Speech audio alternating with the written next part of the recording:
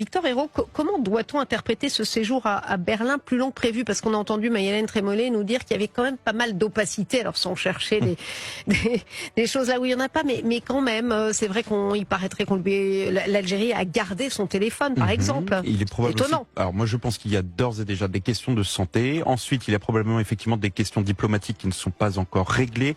Là-dessus, c'est pour ça que j'aimerais dire à nos auditeurs que nous autres journalistes, parfois nous devons faire attention à l'interprétation que l'on fait des actions diplomatiques entre États. Pendant longtemps, d'aucuns ont pu dire que la France ne faisait absolument rien pour Boualem Sansal.